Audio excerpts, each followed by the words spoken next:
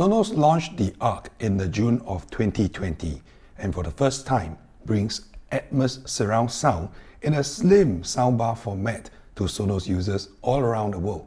You have to experience Atmos for yourself to know how it enhances your movie watching experience. But the world of Atmos isn't as straightforward for the Sonos Arc, and you'll need a compatible TV before you even get Atmos sounds. For today's video, we're assuming that you already are getting Atmos output, but it might not be sounding like all it has been hyped up to be. It could be that you're placing the Arc all wrong. Let's explore the placement of the Sonos Arc to get the most out of your Atmos movie experience with the new Sonos Arc.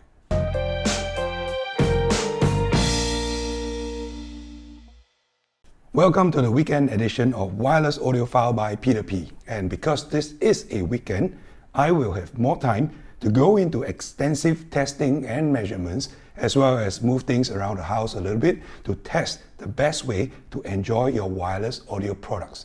Today, we're looking at how to get the best Atmos effect out of your new Sonos Arc. There are two parts to the placement of the Sonos Arc. The first is where the Sonos Arc is being placed and mounted. And the second is not about the Sonos Arc itself, but where you are relative to the Sonos Arc sitting. In this video, I will refer to this position as the MLP, main listening position, where you will get the best sound for the Sonos Arc. In my regular fashion, I like to drop the answer up front.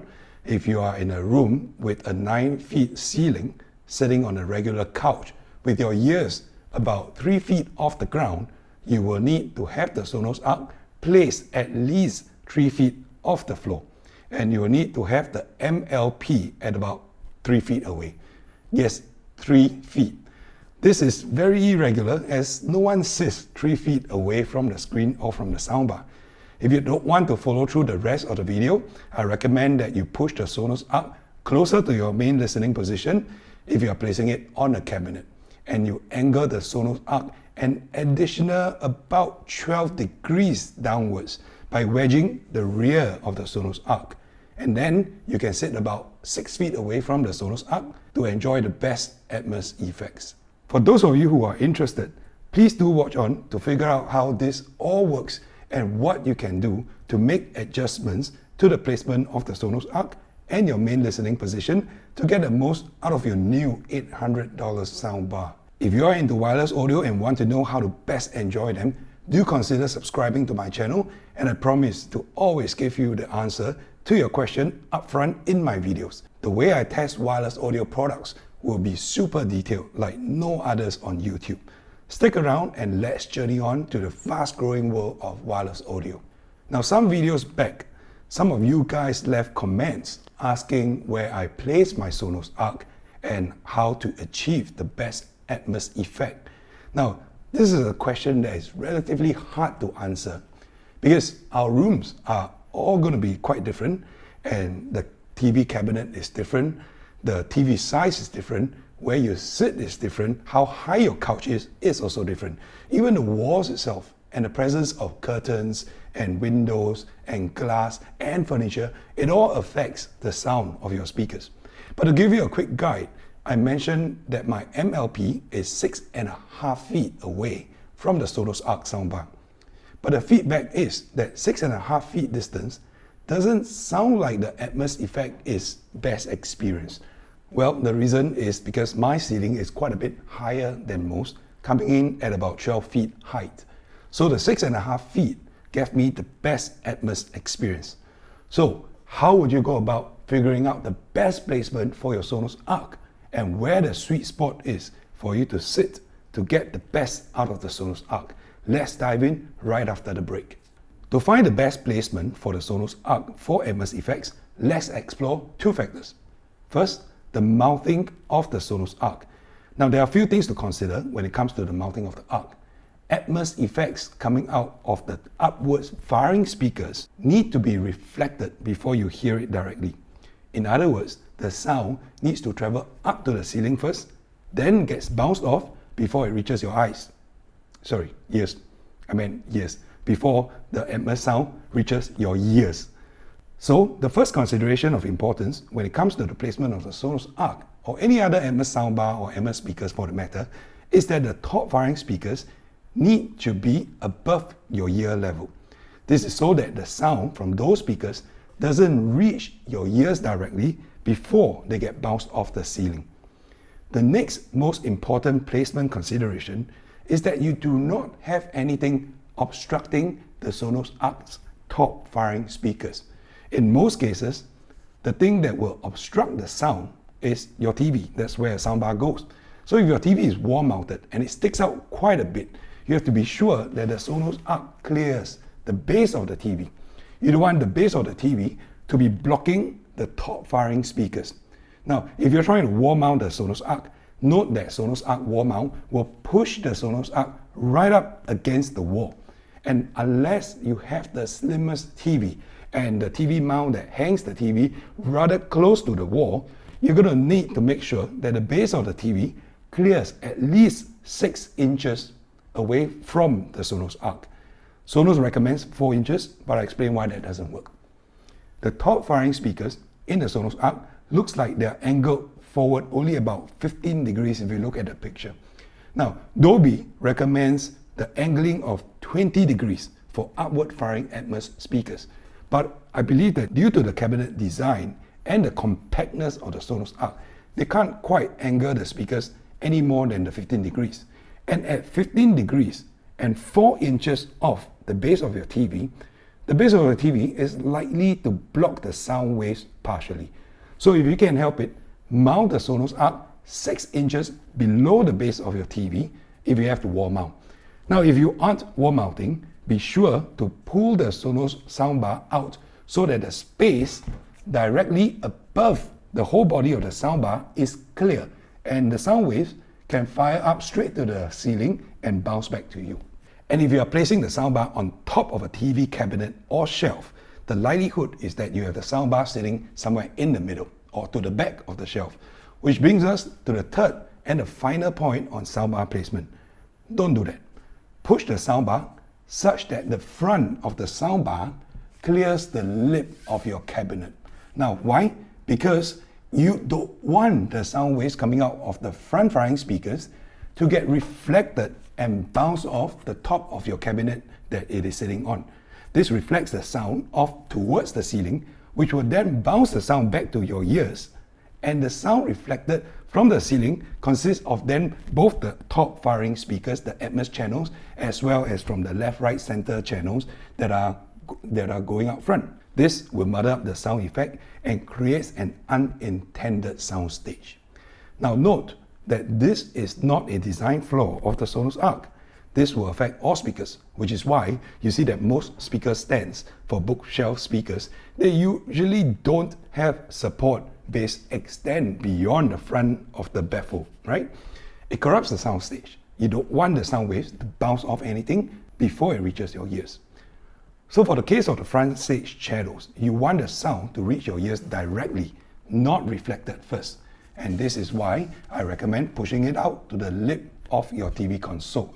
So now we are clear on where and how to place the Sonos Arc itself. Let's move on to the second factor in placement. But this is not the placement of Sonos Arc. This is the placement of you. This is where you are going to be sitting. I've mentioned earlier that due to the cabinet design, the Sonos Arc top firing Atmos speakers aren't positioned at the best recommended angle.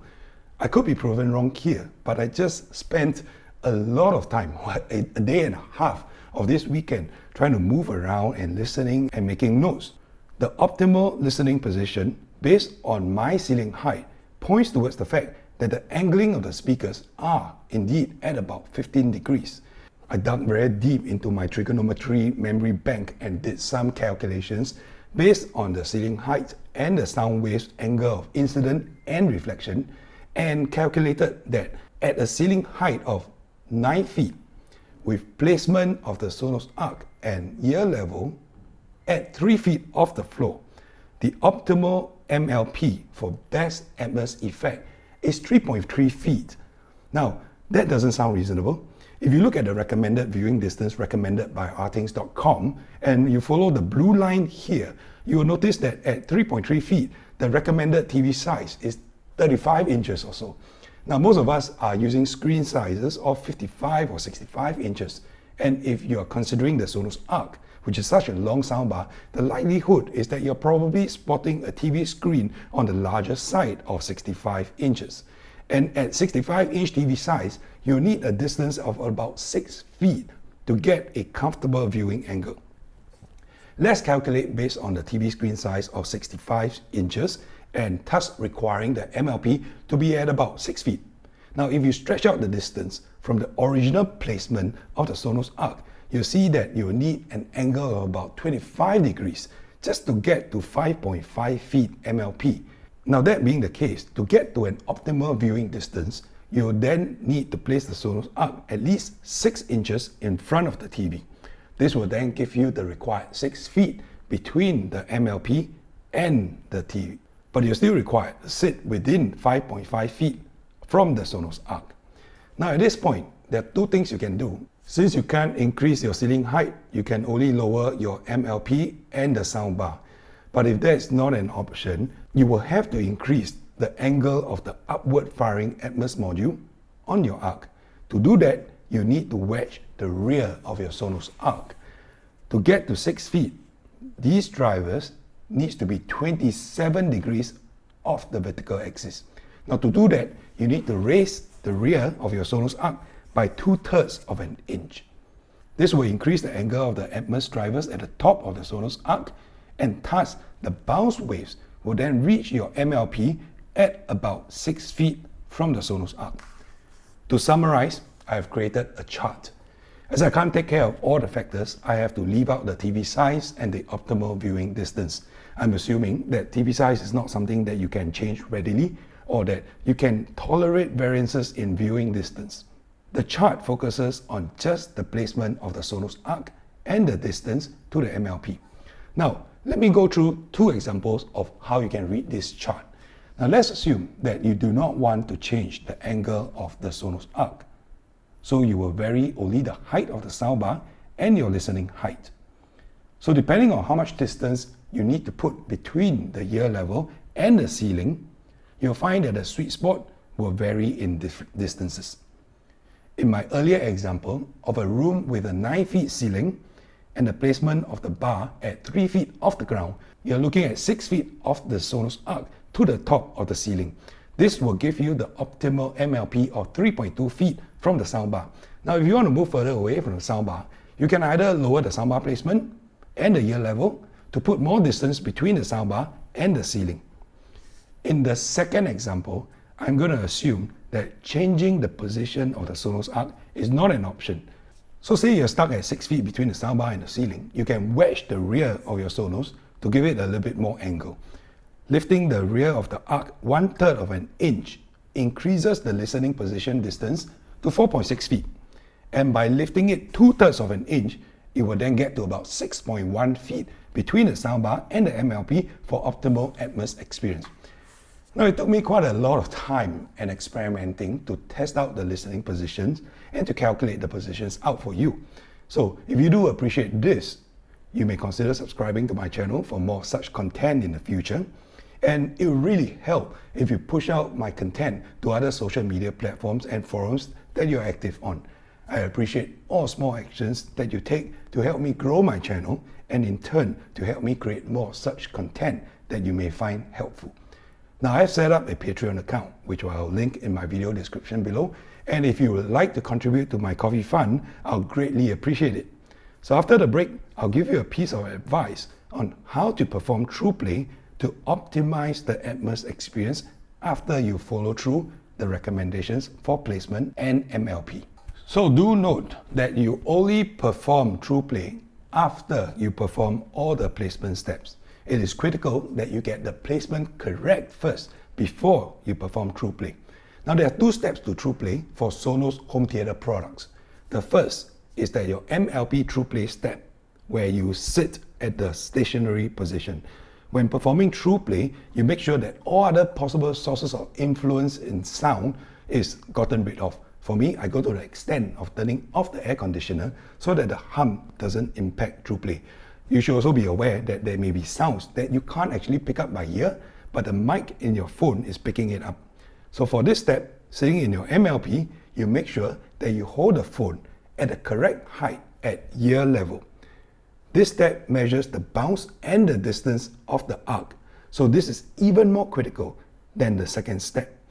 Point the phone straight up towards the ceiling from your main listening position, as close to your ears as possible. Take care not to breathe into the mic, as that will cause noise, which affects Trueplay measurements.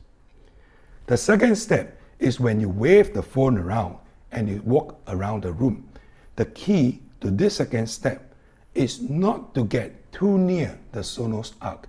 Now, walk around your listening position, behind it and to the sides, but avoid walking in front of your listening position and getting too near to the Sonos Arc.